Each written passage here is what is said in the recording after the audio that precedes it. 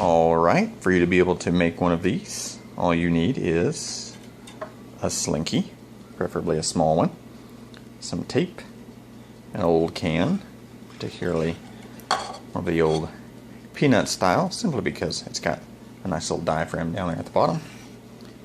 Tape it so that it doesn't move. Tape it in 2 directions, which is kind of cool. And then shake it.